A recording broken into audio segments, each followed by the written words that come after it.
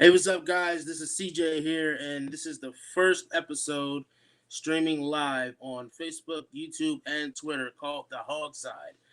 And pretty much what is here today is the beacon of information and weekly updates for the Washington football team. I'll be giving week-to-week matchup predictions, stats, and the good and the bad. So we're going to get started. I have some great things for you guys here today. I have a few special guests. I have Steve the Scout, and I have the DMV champ Brian here with us today, that they can pretty much be on the ins and outs of what's to come this week with the Washington football team. So we're going to get started today. This week's updates.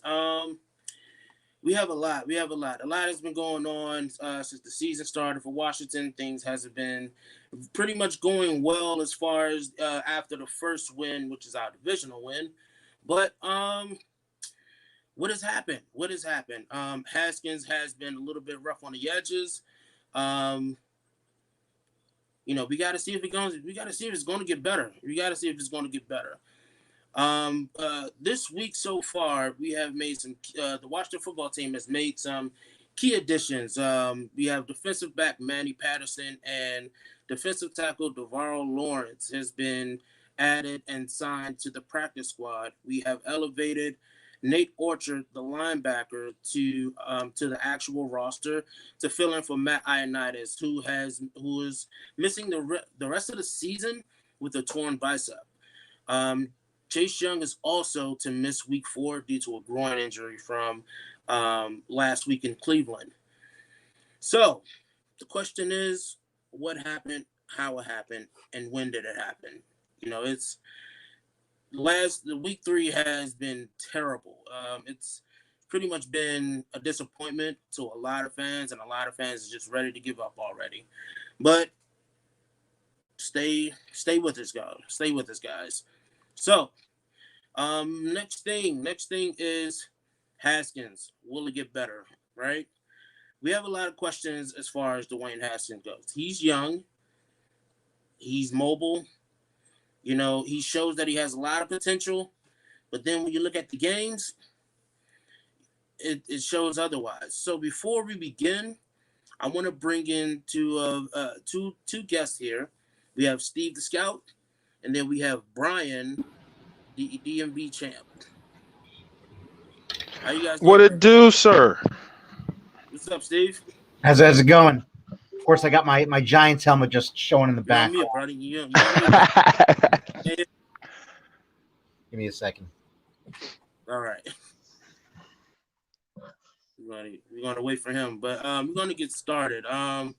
So Brian, Dwayne Haskins, how do you feel about him? What do you think? What do you think needs to happen? Man, I'm gonna be blatantly honest with you. I'm like you and a lot of the Redskin fans. It seemed like the Skins fans, excuse me, the football team fans. It's like a split decision down the middle when it comes to Dwayne Haskins. You got some of the Washington football team fans are stating, "Hey, let's still be patient with him. He's a young kid." Then you have the other half, which I do kind of understand, Well, is when you have a guy like Garton Minshew, who was drafted in the same year, 6th round, and you can see this kid is progressing with the Jacksonville Jaguars, and the Jacksonville Jaguars has less talent than we have, but you see this kid progressing. And then when you look at Dwayne Haskins, it's just like, man, the guy is really relying on his arm. His feet is not set. He's not posturing it, throwing it correctly. And like watching him just against the Browns was very frustrating. Like, how the hell you almost throw an interception on a screen pass? Like, it's bad.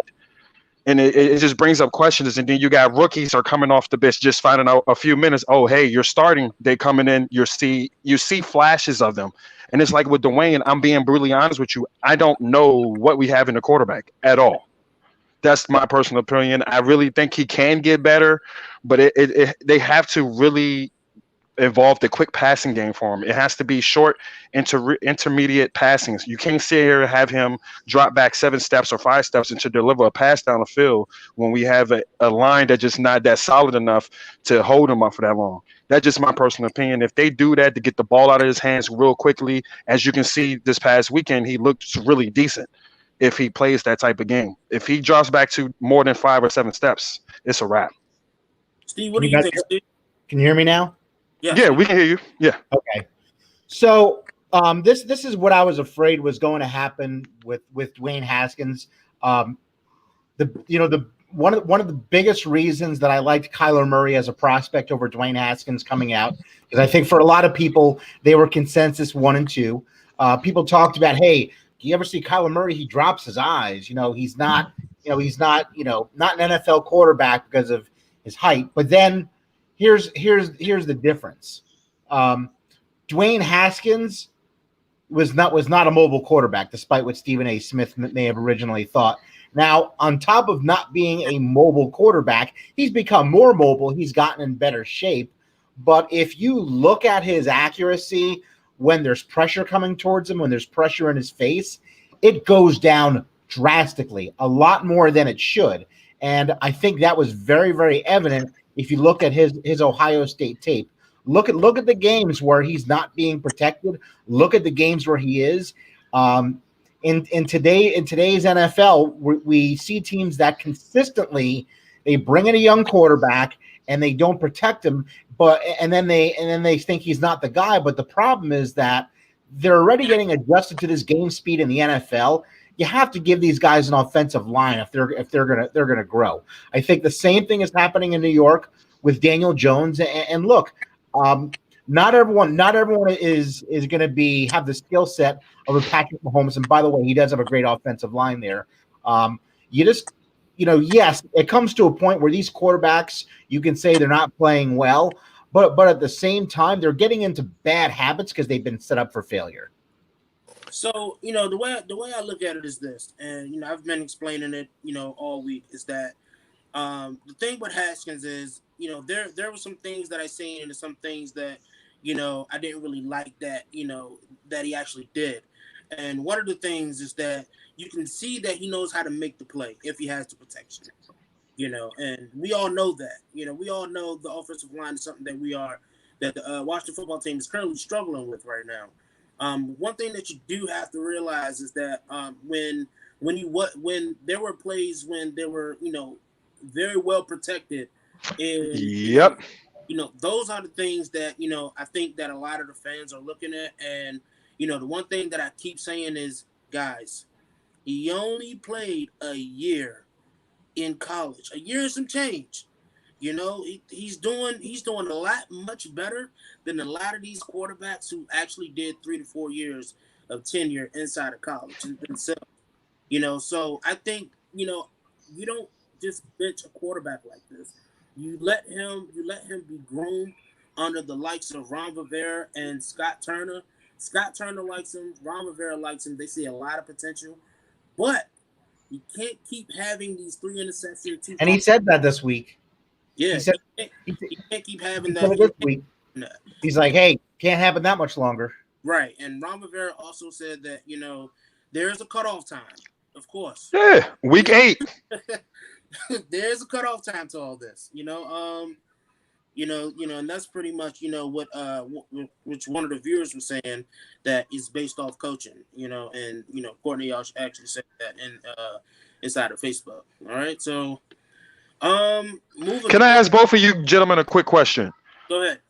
So far from the beginning of the season, it's only been 3 weeks. We still got plenty of football left. I want you to quickly think about some of the decisions Ron Rivera has made, and I want you guys to give him a grade so far from within the 3 weeks of him being our head coach, and also some of the decisions he has made as our head coach. Because you got to look at it this way. Look how this season has turned out to be. Cam Newton really wanted to still play with us because of Ron Rivera. Ron said, hey, I got a young guy. I want to play with him. Let's let it work. He cuts Adrian Peterson, and Adrian Peterson is now considered the #1 running back for the Detroit Lions, and he is very fucking productive. That's retarded. He has more rushing yards with the Lions than all our running backs combined together so far. And last and not least, letting Trent Williams and what is the gentleman's name that went to the Miami Dolphins that was our guard? Flowers. Yes. do you guys feel like he made the right positive decisions on letting some of these guys go, or do you feel like he might made a mistake, or it's still too early? Well, here's the thing that I said in I'll the be right back, and I say I plead the fifth because I got my own bad football team to worry about. I'll talk to you guys. Talk to you guys in a bit about Baltimore. all right. All right. So, the thing that I was talking about in the offseason about that before the season actually started is that, as far as Trent Williams goes, he sat down with Trent Williams and he pretty much had that conversation and says, "Hey, look, I'm willing to work with you if you're willing to work with us. But we have to get rid of this bad blood. We have to forgive and forget." And Trent Williams, just like, I think it's just time for me to part ways. I just think it's time for me to go. And Ron Rivera was like, "Hey, I respect that. There's no bad blood between us. I don't know. I don't really know much about you. As far as, the only thing I know about you is your resume in the NFL. There's no Yep. personal contact between us, so I understand that. As far as Eric Flowers go, listen, Eric Flowers, he's okay, but you can replace a lineman like that. It's just about how you gonna find that lineman. You gotta look at it. Eric Flowers was once a tackle Yeah. that migrated over to a guard. So that the one thing that you also got to look at is you know the amount of money versus what you can get from other players. And granted, the way it's looking now, should they have made the proper moves? But all that comes with the off season, and then again with this pandemic happening, it is affecting everybody in the NFL, not just in Washington, but everybody. There's a No, there's, that's correct. there's a mass amount of injuries on the list, and so that's just where we are with this, So we're going to talk a little bit more about that with our next segment, which is the good and the bad. The good and the bad. So let me ask you, Brian, right now in week 3, coming up on week 4, what is the good that you see? That's easy. Hey, halftime adjustments. If all the three past games I've seen, when the offense, well, not the offense, but basically like the defense, if they give up a big play or they out of position, they tighten up and clamp down on the whole second half. I think if you check the stats and everything for the whole second half, I think they haven't gave up no more than 10 or 14 points within 3 games of the second half plates. That's pretty damn impressive. My the bad with me is the slow start of the offense. Because you thinking with all this following Dwayne, and you see him, he's working out with Terry McLaurin, he was working out with Kelvin Harmon, Steven Sims, AB, Julio. When you see them, he was working out with those guys, and then now it just everything looks out of sync. So I 100% agree with you that pretty much I believe the first 4 or 5 weeks is going to be preseason for everyone in the NFL, and Right. the bad. I mean, those are like the good and the bad. The defense front seven, I'm impressed with. I think the corners are doing okay. They will get better in due time. The bad is the safeties. Both of the safeties are not playing up to par. Even though Landon Collins had a one interception and made a couple plays here and there, he's getting beat, letting guys get open. And then you also got whatchamacallit, he's just flat footed and let guys run past him and then getting exposed on plays. All So right. I think those need to be tightened up. But this is what I kind of me honestly, realistically, my expectations for this team is not set high. Like I'd be happy as hell if we go 7-9. Like to be brutally honest with Right, right, right. Yeah, and I definitely understand that, and I'm with you on that. Like I told everybody, as long as our record is better than it was the year before, it's progress. This team is going through a whole rebuild. Not just the team itself, but that front office. This is going through a whole rebuild thing. So, Washington fans, just have to be a little patient. We have seen where, there has been a complete change with the coaching and the team, but not exactly the front office. This season there's been a total reface of the organization itself, and now you have with the team bringing in Ron Rivera and Daniel Snyder giving Ron Rivera pretty much the leniency of the control, So that's something that you really got to look at and take note of. One of the good things that really that stood out to me is this running back company. It's not the best, but these guys that we have can produce yards. It might not be 150, 200 yards a game, but it's those yards where it put us in a situation to keep the drive longer. And, Antonio Gibson is really stepping up to becoming the number one back. I agree with you on that. Yeah, Scott Turner likes him a lot. Scott Turner loves what he sees in Antonio Gibson. And let's be honest, we all thought that Antonio Gibson was just going to be a kick returner, a punt returner, or one of those screen backs that you probably won't see, probably only on like third or fourth down situations.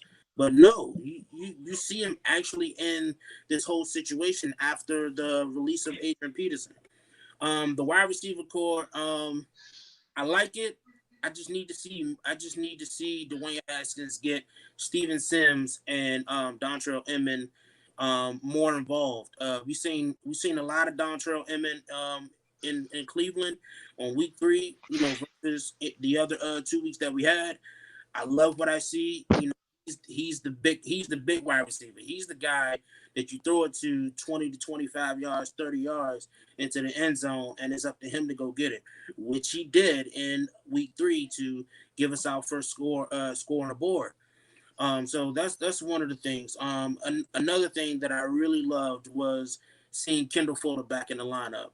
Hell yeah. He caused a lot of disruptions, and really was the big factor in OBJ not having a great game. OBJ still did what OBJ does, but he didn't do a spectacular job, and that was because having Kendall Fuller out there in the lineup again. So same thing with Landry too, though. The other corners, like once Kendall came back in, yeah, Jarvis Landry and Odell Beckham, they was productive, but they wasn't super effective. exactly. And that's one of the things. One of the big things that really stood out to me was how Troy Apke is starting to step up a little bit. And a lot of people's like, Troy Apke, he hasn't really been having, a great season so far. But what I've noticed in Cleveland was his determination to get at the ball. And it was a great play on Odell Beckham to stop that interception, but it was a great eye on Troy Apke to stick with it and stay there. So it was just like I said in the offseason, a lot of people didn't like the idea of Troy Apke being in the starting lineup in the safety. I really didn't, though, because I wanted Sean Davis. I know what Sean Davis can do from Pittsburgh. I know. And we all want to see that, but where we at now is that we got to play with what we have, and we brought in Darby. I don't really think Darby is a man-on-man cornerback. I think He getting his ass smoked like a Newport. Back-to-back weeks, bro. I mean, listen. I totally agree with you. And I think that the adjustment will be doing more of zone for him instead of the man-on-man plays. But we'll see what happens, man. We'll see what happens. So, next segment that we have for the day is Battle of the Beltway. Hell, man. If you're a Washington fan and you're in the DMV, you know what the Battle of the Beltway is. It is the battle between Baltimore and Washington. The Washington football team plays the Ravens this week. Go ahead, man. Come on, I'll keep it 100. And you know what's up. Go ahead and say it. We're gonna get smoked by halftime. Honestly, here's the thing. Is what I said when we played the Cardinals, because there was a little bit of doubt in me with the Cardinals, but because of Kyler Murray being mobile. And what I seen this week when the Cardinals played the Lions is he was able to get slowed down. What I seen in the Monday night game with the Ravens against the Chiefs, Lamar Jackson is able to get slowed down. And it's all about how this front seven plays. Right now, Chase Young is listed as out, for the game, but they said that, depending on how it works from now until Sunday, it's going to be a game day situation. Um, I think that they just need to let Chase heal. Groin Thank in, you. Thank groin you. groin injuries aren't the best, especially with you being a defensive lineman. Yeah, It's you can be literally out for a whole month, man. That shit hurts. yeah, and one thing is this team is still working on playing together. Like I said, it's still the pandemic. There's a lot of players who haven't been able to there's a lot of players who haven't been able to actually, come together, like it used to be, where, before the off season even starts, these guys are hanging out already, getting to know each other, doing different team drills, team exercises, and things like that. And that just wasn't the case this year. And this is just for the whole NFL. But one thing that you said, when we were talking about the good and the bad, is that how much of an improvement has been in the halftime adjustments. That is what the biggest issue was for the last few years with Washington, was the halftime adjustments. So we'll have a lead in the beginning, and then it'll just fade away in the second half. And that just can't happen anymore. We have to get things started early, and we have to learn how to keep the lead. We that's just we have to get Haskins going somehow. He has to get protected. He's young right now, so he gets frazzled easily when he can't be protected. In the But see, that also comes out to Scott Turner once again. And let me pick with your brain on this one. I never wanted Scott Turner here. I'm gonna be quite honest with you because I wanted O'Connell to stay. right. Now, yes, I wanted O'Connell to stay because you can easily see the progression. Dwayne was comfortable. You can see the improvement, and then the play calling looked at smooth for that whole offense Right. and everything. So I personally wanted O'Connell to stay to have that continuity there because him and Dwayne was becoming real close. Especially when they won the Detroit game, you saw he ran up to O'Connell, hugged him, and everything. Like you can tell, felt like all the hard work was paying off.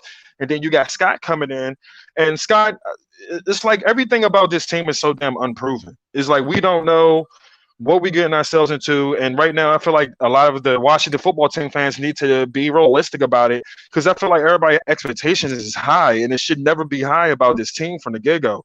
Well, I mean, And as a fan, you got to look at it like this. I know that people are used to seeing what Washington has been doing, right? You know, it's below average, things like that. Here's the thing that I want to just bring out as a football fan, and it's that if the Jaguars, the Browns, and the Raiders are able to keep fans for so long, just be patient. I understand that there are times where we get tired of losing. That's every fan. We get tired of seeing our teams lose. We are tired of seeing our team not doing anything to get better. But this year is different. We're bringing in a whole new face, a whole new aspect. The team name is about to get changed. It's about to be a whole new mascot. Just give it time. Let this soak in before you're ready to throw this in the garbage and start freshly new. Give it time before you throw away Haskins. There's a lot of fans that saying bring in Trevor Lawrence. And here's my thing. Trevor Lawrence is good in college. What do you say? Hey, look, I'm not doubting the kid's skills. Listen, I'm not doubting the kid's skills, but I get sick and tired of seeing, people say, "Oh, let's get rid of this quarterback and let's just tank for the season to get this quarterback." And I'm like, well, you know what happened? Jamarcus Russell. You know what happened? Geno Smith. It's I mean, it's things that you really got to look at, and it's just that Trevor Lawrence is good, but let's just say he's going through the same thing that Dwayne Haskins is going through. Are you going to want to scrap him and start fresh all over again? And it's Dwayne Haskins haven't had. Listen, and right now I'm going to be the biggest Dwayne Haskins advocate right now. I'm listening. This kid got drafted. This kid got drafted last year, and upon coming in, Looking to start, you have a coach that never believed in him, never had any faith in him. That coach get fired, and then the interim coach still didn't want him to play his game. You know? Yeah. There are doubts. You know, your confidence is hurt a little bit. But then, you know, when Ron Rivera comes in, you know, he sees a lot in Haskins, what he's saying in Cam when Cam got drafted. You That's know, totally two different quarterbacks. Totally two different quarterbacks. I'm not saying as far as skills. I'm not comparing their skills. I'm not comparing who they are. I'm saying as far as the potential, the kind of skill set Dwayne has that he can develop, you know, sort of like, you know, what Cam Newton has developed. You know, he just want Dwayne Haskins to be patient and learn, you know, and I like it. You know, I like it. You know, it's just, you know, there was a video that surfaced of him and Thomas Davis, you know, speaking inside of the training camp. And Thomas Davis was giving them some pointers, you know, as far as, you know, stop staring down the receivers, you know, and things like that. And Dwayne was like, you know, hey, I got this. You know, you don't have to worry about this. You know, this, you know, you don't have to worry about, you know, I got this. And Thomas Davis was like, all right, well, when you throw We'll an see. interception, when you throw an interception, then you can come holler at me, okay? You know, and you know, it's things like that. You know, it's when you got to step back and you got to say, oh, you know, is this kid really there to learn or what?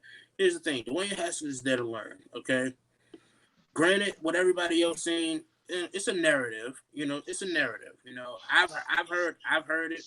It didn't really sound like, you know, Dwayne Haskins didn't want to hear anything from Thomas Davis.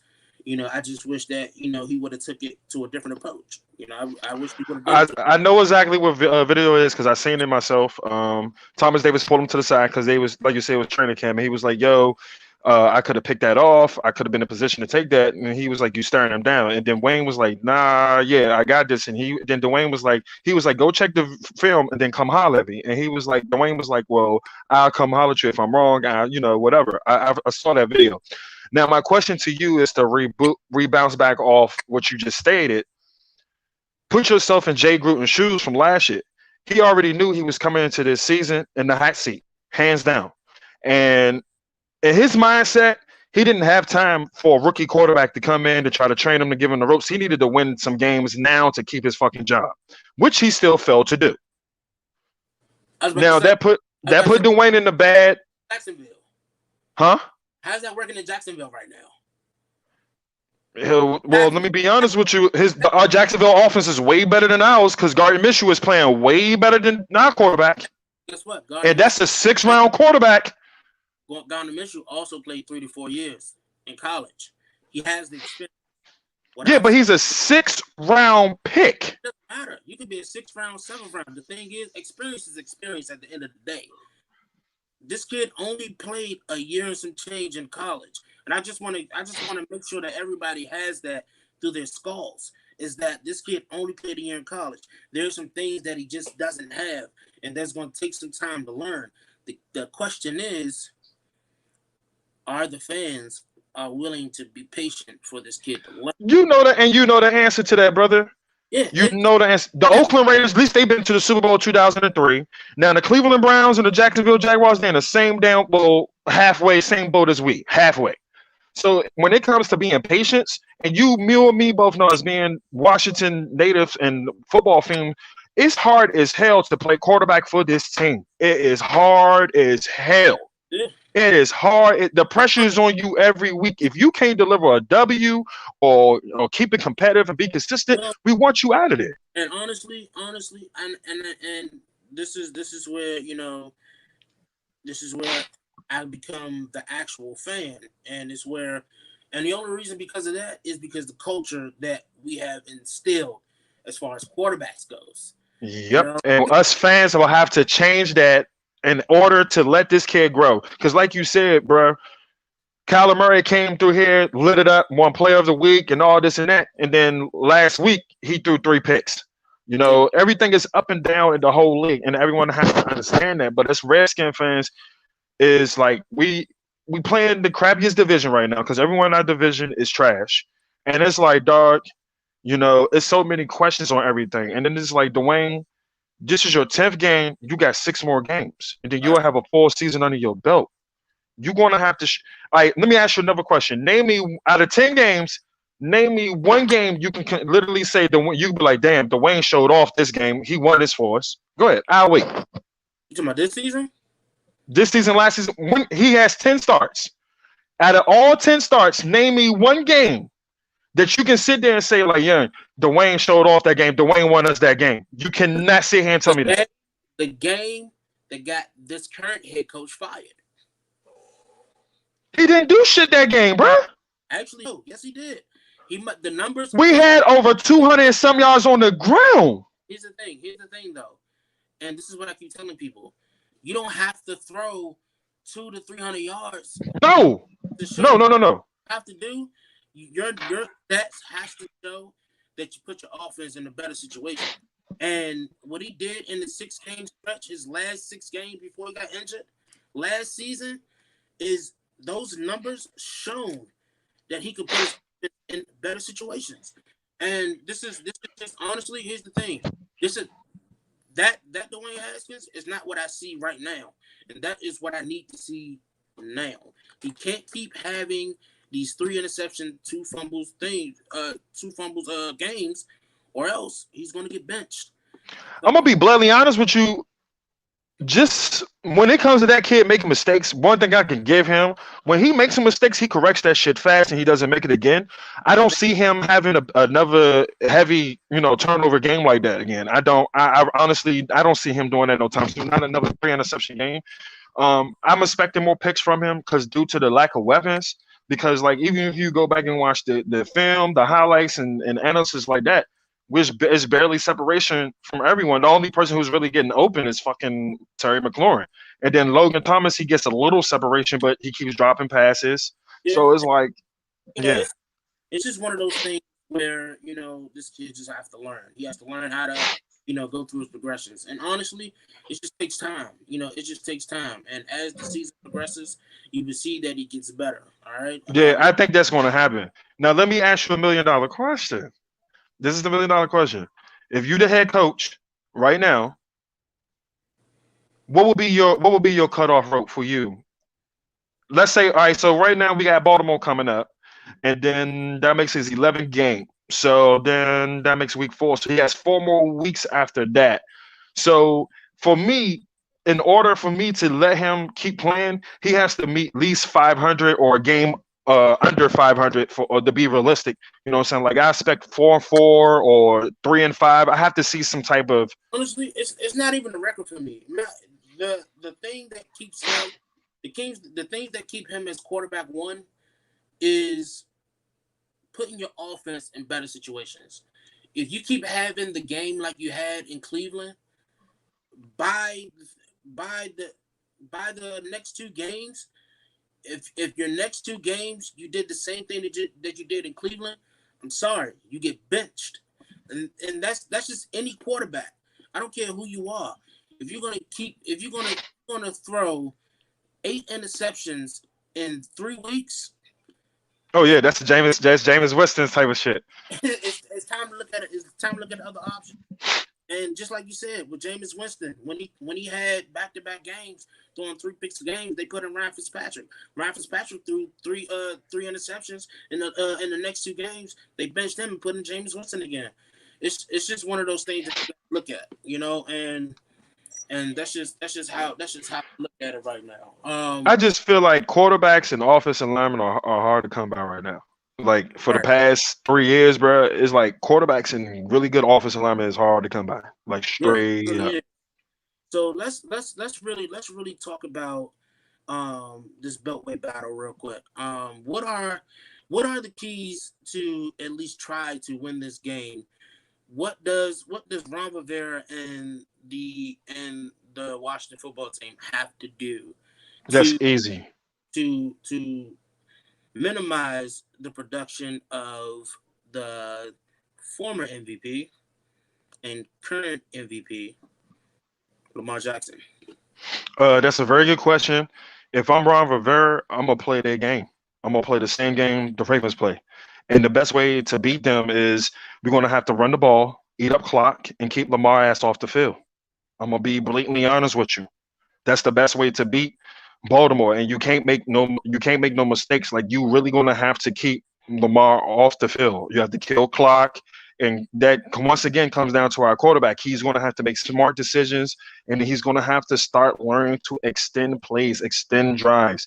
Because if he's not doing that, we're going to punt the ball, and then it's going to force our defense to be on the field more and more to get tired, and we're going to get exposed. Okay, so here's what we're gonna do. I'm gonna pull up the offensive depth chart that is to come for Week 4, and we're gonna analyze this offensive depth chart to see what each player needs to do to put points on the board early and not in the second half when it's coming. So we have the offense right here. All right, let me take this off. All right, we have. Of course, you see the wide receivers. We're gonna look at the wide receivers first. And Week 3, a lot of these wide receivers that you see has actually got their numbers in, except for Steven Sims Jr. But definitely see that Dontrell Inman and Terry McLaurin and even AGG Antonio Gandy Golden. He got his number in. Even Isaiah Wright. Isaiah I Wright, like him. I yeah, think he's going to be all right. Isaiah Wright really did put his number in Week 3, and I like him. We brought him in from the practice squad, and so I really like what I see with this kid, and hopefully he's able to stay for a while. Let's look at running backs. All right. J.D. McKissick is obviously the starter again after the production that he has made inside of Cleveland. J.D. McKissick, you know, he's not a bad back.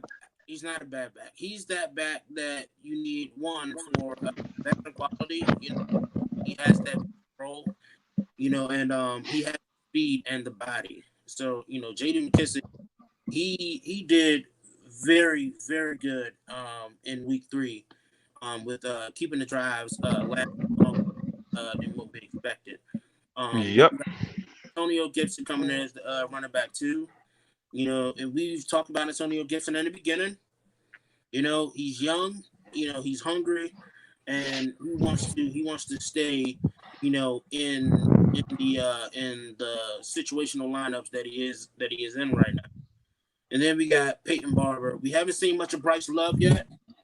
And I'm trying to find out what's the deal with that, dude. Like, Honestly, I think that right now we are liking what we see from these three guys, and they're still giving Bryce Love some time to heal up some more. It's just one of those things where when Bryce Love number needs to be called, it will be called. One thing that I've seen about this offense is Ron Rivera wants to try to get almost everybody, inside the game. Let's go to this offense. let's really take a look at this offensive line. You have Wes Martin. Wes Martin will be starting at guard after Brandon Scherf. It was injured. let me ask you a quick question. Let me stop you right there, bro, please. What's your intake on Sheriff? Because this is a contract year and everything. How do you personally feel about that? Well, Scherf is out for 4 to 5 weeks. All right, and this is where you ask the question whether you do you re-sign him or do you let him go. And there's a lot of fans that saying just let him go, but you don't let go a guy who has improved so much and really has been the life of this offensive line, for a while, that's just Brandon Scherf. He's a Pro Bowl lineman. He's a two-time Pro Bowl lineman. Pro Bowl lineman, and he's one of the best guards in the NFL. So and that's not just me saying it as a fan.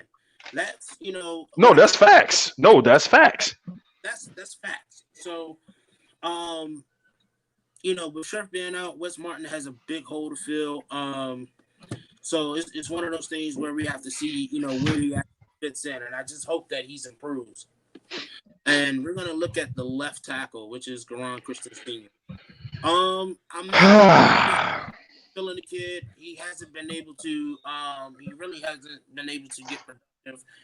On that left side, the left side crumbles all the time on the outside zone, and it's just one of those things where sometimes it's just time to switch it up.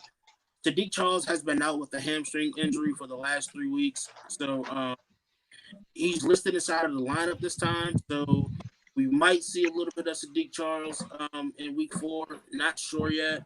More info is to come on that. A lot of these fans are very really like Sadiq Charles, and I like Sadiq Charles too. He's definitely one of those linemen that we have who can We produce. have no clue until he plays. Yeah, we have no clue. We have no clue until he actually plays.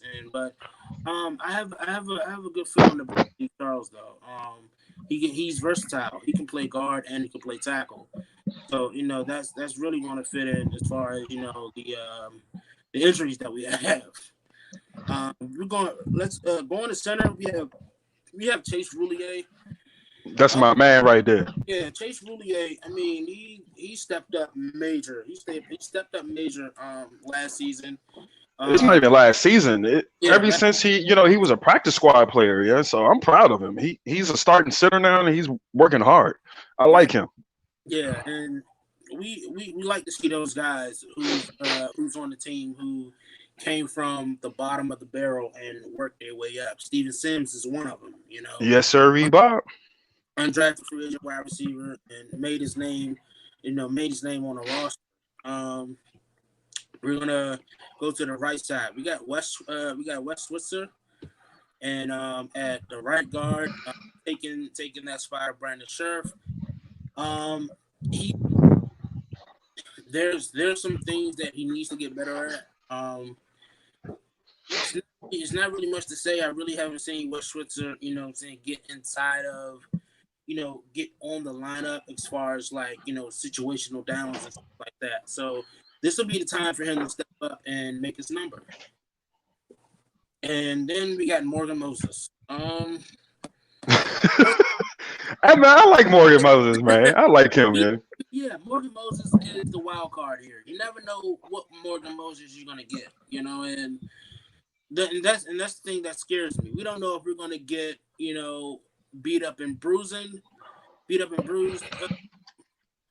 Morgan Moses, or we're gonna get the dog Morgan Moses. And in week 1 and 2, despite how we lost to the Cardinals, Morgan Moses has really stepped up. He's really stepped up inside of on the line, and he has been the guy on the line, this season so far. And then we have Cornelius Lucas. I'm very anxious to see if they're going to move Cornelius Lucas over to the left tackle position to fill in for Garon Christian. I think that is a smart move. Cornelius Lucas, he's up there as far as age, but he still shows that he still has some mobility, and I guess we'll see. And all right, then we got this last but not least, we got tight ends. We have Logan Thomas. We got Logan Thomas, Jeremy Spiegel, and Marcus Boff. And Marcus Boff, he had a few catches come his way in week 3. Nothing really spectacular. Haven't really been seeing much of Jeremy Sprinkle. Logan Thomas, he has that thing that you see where you don't know whether or not where exactly is he at. And Logan Thomas, he's a big body. He has hands, but in week 3 he hasn't been able to pull in the passes that Dwayne Haskins has been throwing at him. Granted, some of them might have been a little bit away from him. But I think Logan Thomas can actually be very productive in week 4. I guess we'll see. And now we're going to move over to the defense. Now, this is where it gets kind of real down to the nitty gritty, because there's a lot of things that needs to be improved. Like I said, we're not sure exactly how Chase Young is going to fit. We're not sure if Chase Young is going to play this week. Again, Right now He's not playing this week. You and I both know he's not playing. yeah, he's not playing this week, but per what Ron Rivera says, depending on how he's looking from now until Sunday, that is 4 whole days. Right now he's listed as out, but if there is improvement with his injury, he might change the game day situation. But mind you, they did bring in the linebacker Nate Orchard to fill in. And I like Nate Orchard. He's a dog. We like Nate Orchard. Nate Orchard showed that he can be on the roster last season. Again, in the game that they got Ron Rivera, where we at now. So, Nate Orchard, yeah, he's the guy that really did step up. He's very versatile. He can play, any spot on that defensive line, and that's pretty much what we need right now, considering the injuries that we have, lingering on us right now. Then we got Ryan Kerrigan. Ryan Kerrigan will be starting. He will be starting, in retrospect with Chase Young being out. Ryan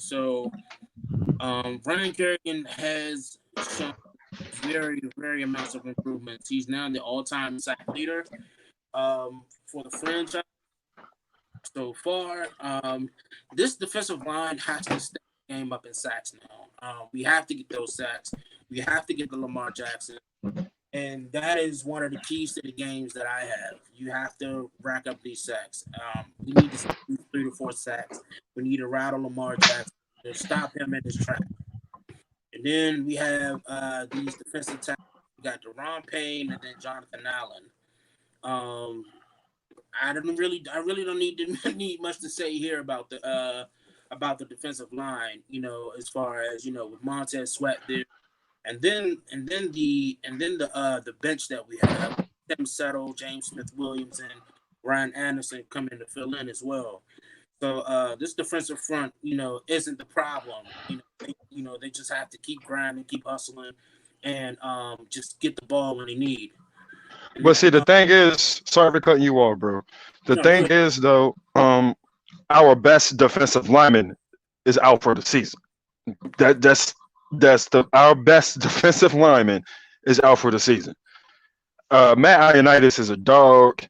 He be causing chaos consistently. And when it comes to Deron Payne and like Jonathan Allen, he's a dog too. He's the next best defensive lineman. I just feel like if Deron Payne can play the way he played this past weekend, then I'll be happy with that. Then I'll be more confident. It just right now, Matt Ioannidis was our best defensive lineman, and he's out for the season. I agree. Yeah, we're really gonna miss Matt Ioannidis on our lineup, and he was he's one of the ones that really stepped up when a lot of people doubted him when we drafted him. I had very high hopes for Matt Ioannidis, and because I liked him in college. I didn't even think he was going to be good. Yeah, then that was a lot of people. But I've seen his college tapes. He was very good. He was very good in college. It's and having him here now, and then having the company that he has, very very much works out for him. So that is a very good thing. It could have ended up if he was somewhere else. But one of the things that really points out to me right now with this defensive roster is the linebackers.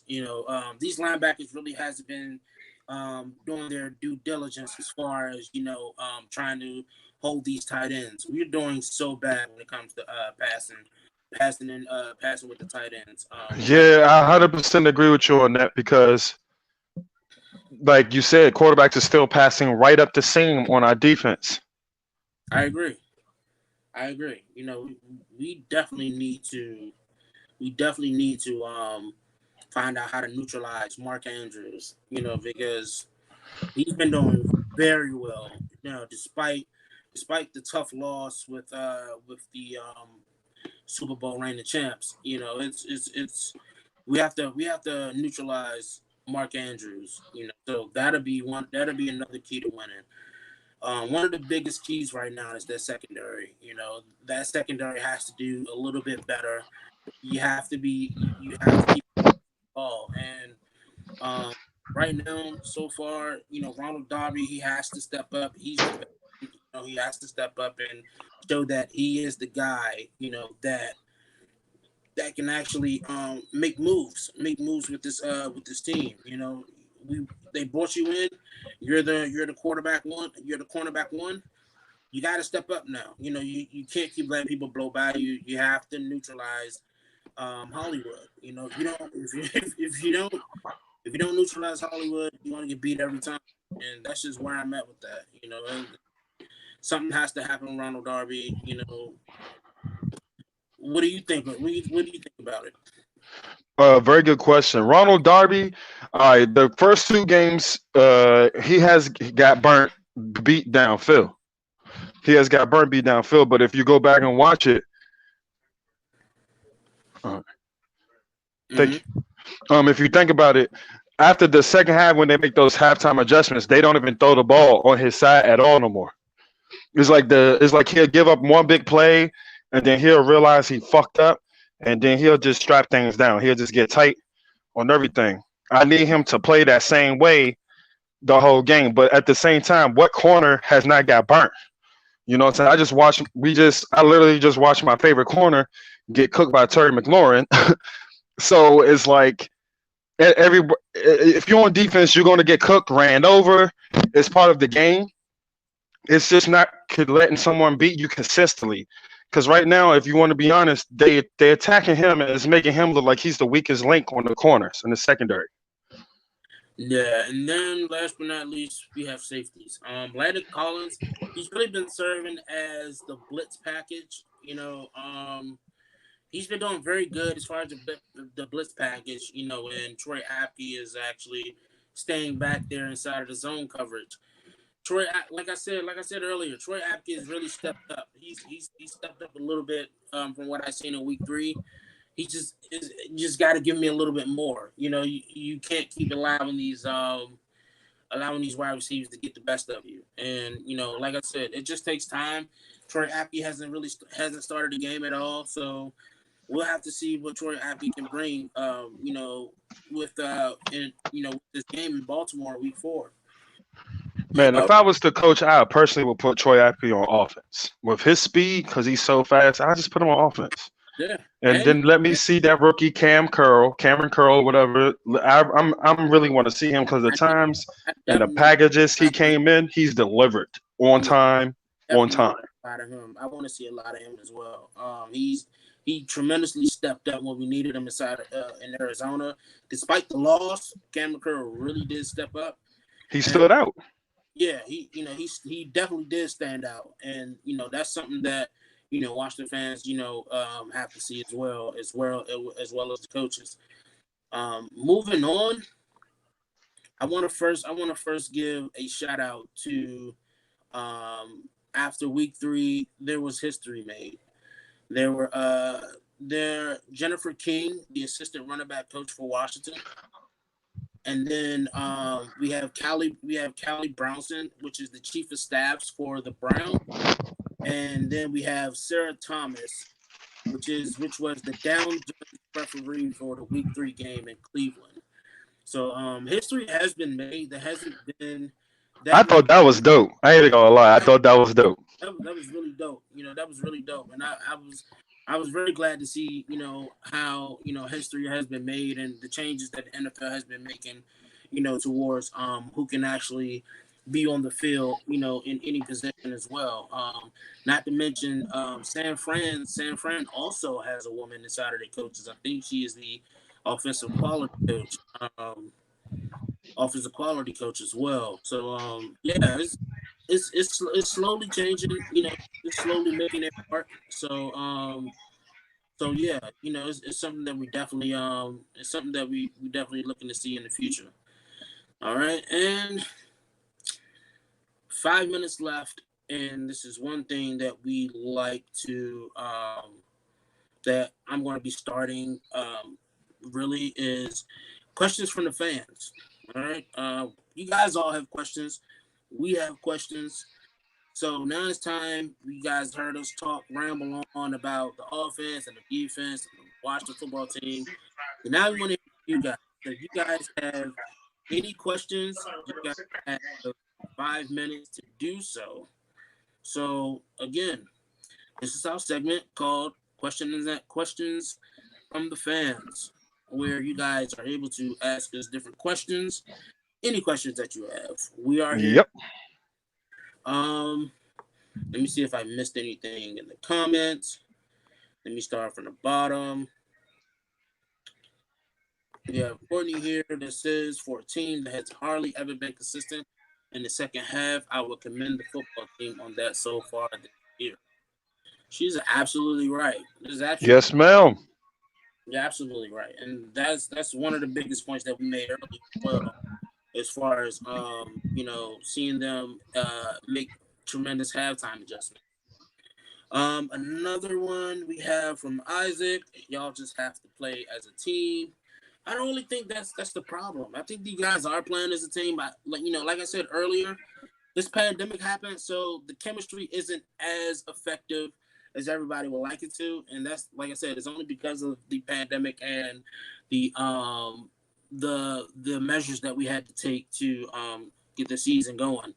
So that But I plays. also think what Isaac is trying to say is when he says, you guys just got to play as a team. We Yeah. lost that damn Cleveland game because of mental fucking mistakes, offsides, penalties, turnovers. So that's what he clearly means. Like, we pretty much beat ourselves because if you check the stats, bro, we outplayed Cleveland. It was just those damn turnovers that Dwayne Haskins has, had put out, had turned the game around. So when you're fumbling or throwing interceptions inside your own 50, it leaves Cleveland a short range to score. So I definitely understand that they have to focus on penalties and making mental mistakes or beating themselves. I agree with Isaac on that. That makes sense. Yeah, we have one from Kevin, which says, if Haskins don't turn the ball over, we can actually win this game. I wonder how will Tim Settle play on the defensive line. Yeah, Oh man. so Tim Settle is playing in situational game decisions. Tim Settle, yes, he is that guy that actually been stepping up on the other side of Deron Payne. So I would like to see how he would play on the defensive line as well. He's going to get more time, seeing as how Chase Young will be out in week 4. So that's actually a very good question. So we have another one from Harry. We need to revamp this offensive line. But Mr. Harry, that's going to take some miracles and some time, brother, Yeah, because like I said, right now, when it comes to the NFL, out of all positions, the hardest and rarest positions to get is offensive lineman. Any offensive lineman, guard, tackle, center, any offensive lineman, and quarterbacks. They're rare. So if you got a good one or a half-ass decent one, it's best to keep them. Even if you might have to overpay for them, it's due to how the game is transitioning, how the game is changing now. So I definitely agree on revamping the line, but that takes process and time, man. That really does. and we have another one from same guy, Harry, which is quarterback asking knee protection. Our line is terrible. This is what a lot of people are saying. The offensive line, they aren't terrible. They're serviceable. They're serviceable, exactly. And and here's the thing. Here's the thing that I have a question that I'm looking to personally get an answer from soon. Is that in the off season, there were offensive linemen that we could have grabbed, but we didn't. Is that coming back to haunt us now? And I wouldn't say it's coming back to haunt us, but now that we are where we are now, I think it's just time to start, looking at options. Who we can bring in, who we can work out, see what we can bring in, because this kid, in order for Haskins to get better, you have to protect him, and that's just not in Washington. That's with any quarterback. In order for your quarterback to get better, he has to get protected, and that plays a major factor not only in Washington, but in football in general. Here's the last thing that I want to ask everybody is what do you feel about Ron Rivera as a coach so far? So, Brian, I'm gonna ask you, what are your thoughts on Uh, what are your thoughts on Rivera right now? I'm gonna be blatantly honest with you. I fucking love Coach. He, I want to play for Coach Ron Rivera. The thing is once again, yeah, it's going to be so hard as us being Washington football fans because we've been patient for over 20, almost 30 something years. So right now, time is ticking, and we like, dog, can we just get something? But with Rivera, I honestly, truly feel this is. Hear me out on this. Hear me out, and all of y'all, please hear me out on this. Like I said, right now, these first four, I say 5 weeks, is really preseason games to a lot of players. That's why you're seeing all the OGs are slipping 1 week, then they got to pick it up in 1 week, and then it's like it's an up and down. It's not consistent. I think right now, there's a lot of fans is frustrated and pissed off at Ron Rivera for not calling timeouts and stuff right now during the games. And me personally, this just is me personally. I didn't want him to call timeout. And the reason why, hear me out once again. One, both the Arizona game and this past weekend, we was already down in the fourth quarter by double-digit numbers, and then that makes it hard. Two, you have a quarterback that doesn't have that Mahomes or that elite quarterback dogness in him. Just like, okay, I got 6 minutes left, coach. I'm about to get us in this end zone. Dwayne doesn't have that because he's learning. So Ron Rivera's like, okay, why would I sit here and just waste timeouts for and just to give my quarterback the ball, and then it might take my quarterback the rest of the remainder of the game just to score that one damn touchdown because we don't have the weapons and Dwayne doesn't have the moxie, the football moxie to close games out or to bring us back to win the games. So if I'm down by 10 or if I'm down by 15 and it's like 5 or 6 minutes left on the clock, and then I'm just seeing Kyler Murray move the ball continuously on us and my defense can't get off the field on third down conversions, not consistently, I'm not calling timeout. I understand why fans is frustrated. They be like, dog, we could have competed, make the. Dwayne is not built for that right now. So it's like you have to put yourself in a better situation or football with that. So I wasn't mad about Ron with that. I think Ron right now, because he keeps mentioning about injuries. And it's like when Chase comes back and then we get some of these other guys come back in a couple of weeks and everything, as you see in a lot of teams are losing big time players for the remainder of the season, I have this weird odd feeling that Ron right now is pissing us off, but so when it hits November or the middle or the end of October, and that's crunch time for football. From the end of October all the way to December, it's crunch time. That's big boy time right there. I think Ron then is going to probably turn up the tempo and step everything up, and we might see a totally different team. I think that's what he's trying to do. He's trying to make sure we're fully healthy, so when it comes down to that end stretch, we can push it. He can push it and do what he wants, because right now he's still trying to figure his own team out. Because like you keep preaching, bro, he don't even know what he has on his staff. He really doesn't. So he just sitting there like, man, let these guys just play. Let me see what I got. I don't even really care about winning right now at the moment. And us fans, we like, shit, we do. We trying to take over this division.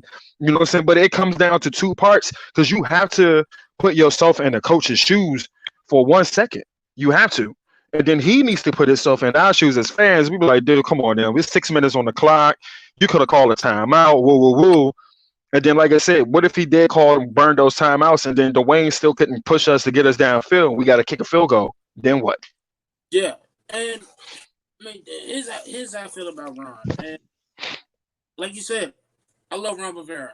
I love his coaching mechanism. I love how he took everything by the horns the moment he stepped in Washington. And Facts. you need a coach like that have that authority. And Ron Rivera he's very highly respected, and it goes as far as, even beyond the NFL, even in college. So, when you see, coach like Ron Rivera, and, people say, oh, I've seen it this week and last week, and it's like, oh, we look like the same Jay Gruden. And, you can't compare Jay Gruden with Ron Rivera. There is no comparison. There will never be a comparison. So I just want people to understand that, like my buddy Jug here said, it's a learning season for the whole team, not just the players, for the coaching staff, for the front office, everybody. It's a learning season for the whole team, and the fans and the players first. They have to want all in. Okay, and that's what Coach Rivera came in abruptly as soon as when he stepped in.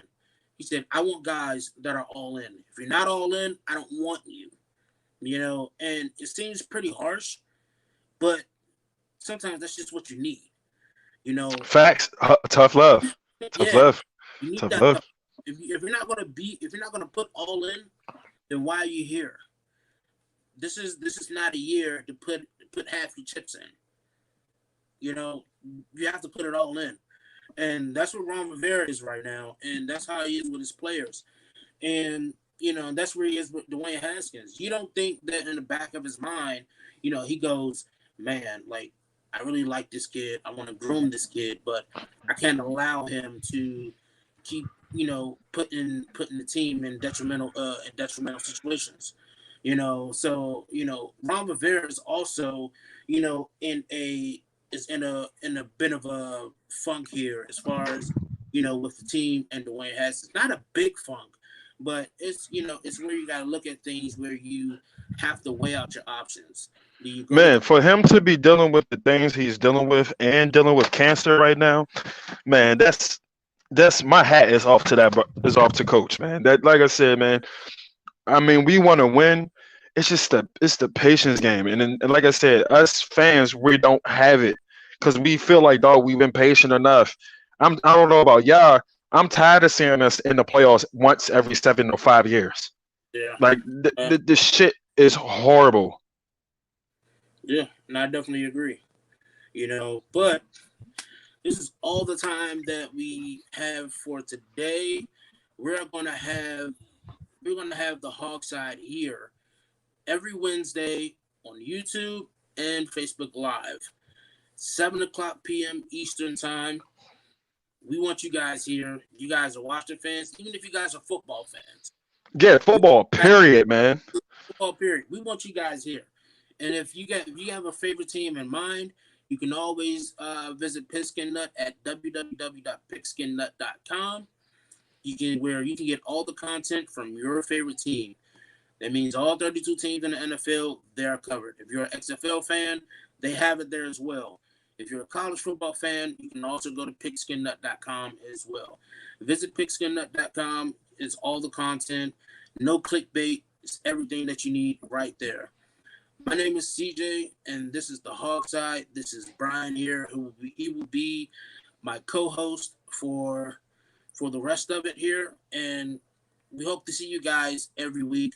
You guys have been awesome. Thank you for interacting with us. This is the first episode, a major turnout. I'm glad to And we need y'all to come back every goddamn week and keep those questions coming in, man. I love interacting with people, man, especially talking about football, bro. I think this is positive. It's awesome.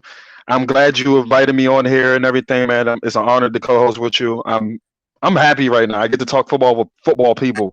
So that I hope I get to see y'all some more, man. Hit us up with those questions, load them, Jones up, tell your friends about it, share these videos, the links and everything, man. We appreciate it. It's all DMV love, man. Thank y'all.